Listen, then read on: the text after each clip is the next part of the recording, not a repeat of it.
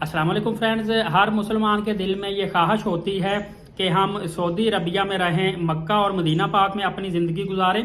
आज मैं प्रैक्टिकली तौर पे आपको बताऊंगा कि मक्का और मदीना पाक की ज़िंदगी कैसी है और सऊदी अरबिया की ज़िंदगी कैसी है, आसान है या मुश्किल है, फ़ायदे हैं या नुकसान हैं। क्योंकि ये एक नई ज़िंदगी होती है, नए ख्वाब होते हैं, रिश्तेदारों से आपने दूर होना होता है, ज़बान का भी आपको मसला होता है क्योंकि बड़े शहरों में तो इंग्लिश बोली और समझी जाती है, लेकिन जो छोटे शहर हैं स्पेशली मक्का और मदीना पाक में जो लोग आबाद है ना, यहाँ पे अरबिक ही वो लोग बोलते हैं, ज़्यादा इस्तेमाल करते हैं।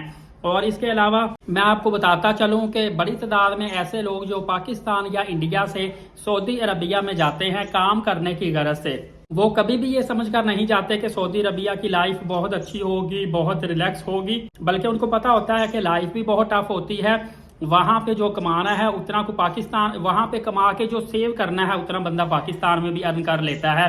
इसके अलावा वहाँ पे साल का इकामा बनता है, हर साल इकामा रिन्यू होना, फिर वहाँ पे एक्सपेंस काफ़ी ज़्यादा होने, टैक्सेस काफ़ी ज़्यादा होने।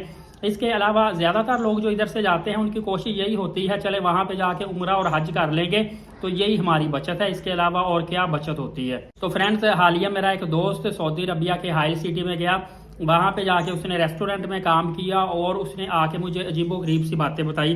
कहता कि वहाँ पे बड़े बड़े जो शेख हैं, अमीर सऊदी हैं, वो भी हमें फ्रॉड लगाते हैं, वो भी रेस्टोरेंट में आते थे, खाना खा के हमारे साथ बाज़ दफ़ा उधार कर जाते थे और फिर पैसे ही नहीं देते थे।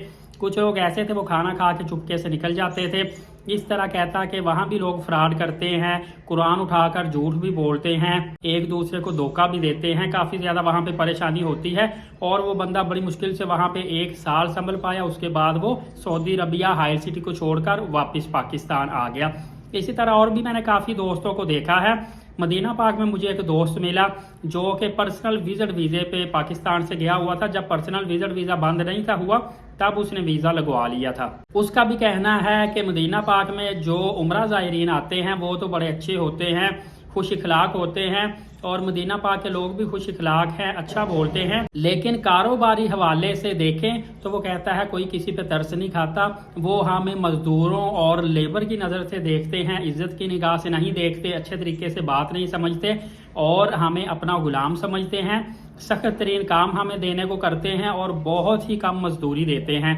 इसके अलावा उस भाई ने एक और बड़ा अच्छा तजिया किया। वो कहता देखिए जो लोग यूएई में रहते हैं उनको एक बेनिफिट ये है कि यूएई में जो एमिरेट्स कार्ड बनता है या आपका वीज़ा जो वर्क का लगता है वो 2 साल या 3 साल का होता है और उसके बाद थोड़ी सी फ़ी दे के रीन्यू हो जाता है। जबकि जो सऊदी अरबिया में इंडिपेंडेंट तौर पे काम करते हैं, कुछ तो ऐसे होते हैं ना जिनका कंपनी थोड़ी सी फीस लेके वीज़ा रीन्यू कर देती है। ज़्यादातर बेचारे लोग ऐसे हैं जिनका इकामा रीन्यू जब करने की बारी, देखिए एक तो 1 साल इकामा लगता है, दूसरा जब इकामा रीन्यू करने की बारी आती है तो इनको बहुत ज़्यादा फ़ी देनी पड़ती है। जिसका जिस तरह का महीना होता है या जितना अच्छा वीज़ा होता है उतनी ही ज़्यादा इनको फ़ी पे करनी पड़ती है। 10-12 हज़ार रियाल इनको 1 साल के बाद इकामा रीन्यू करने का देना पड़ता है। फ्रेंड्स, इसी तरह सऊदी अरबिया में मैं उम्रा पर लॉन्ग टाइम के लिए मैंने स्टे किया है, तो अक्सर मुझे यहाँ पे जो परेशानी आती है ना वो ये होती है कि अगर मैं सेपरेट रूम अकेला लूँ तो वो तो मैं अफोर्ड ही नहीं कर सकता, और अगर शेयरिंग रूम लेता हूँ तो उसमें एक कमरे के अंदर 6 से 7 लोग होते हैं और ज़्यादातर जो लोग उम्रा वाले होते हैं वो शॉर्ट स्टे करके जाते हैं। मतलब अगर मैंने 2 महीने रहना है तो मैं देखूंगा वहाँ पे कोई बंदा आया 3 दिन बाद जा रहा है, कोई 2 दिन बाद, कोई हफ्ते बाद, कोई ज़्यादा से ज़्यादा 10 दिन बाद वापस जा रहा है, तो तकरीबन दूसरे तीसरे दिन एक आध बंदा जा रहा है, एक आध नया आ रहा है। तो इस तरह आपस में एक दूसरे के साथ इंटरेक्ट नहीं बनता, एक अच्छी दोस्ती नहीं बनती, एक अच्छी नॉलेज नहीं आती।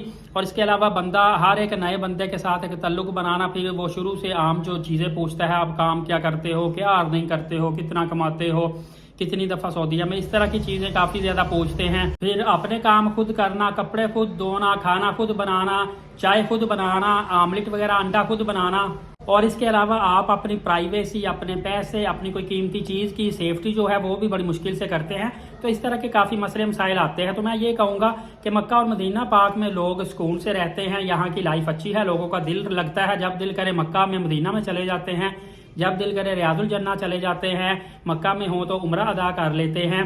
तो जो लोग दूसरे शहरों में आबाद हैं वो काफ़ी ज़्यादा मुश्किलात का शिकार हैं। मतलब कि ज़िंदगी आसान भी है, मुश्किल भी है। दुआ है अल्लाह ताला तमाम तर लोगों की ज़िंदगी आसान फरमाए।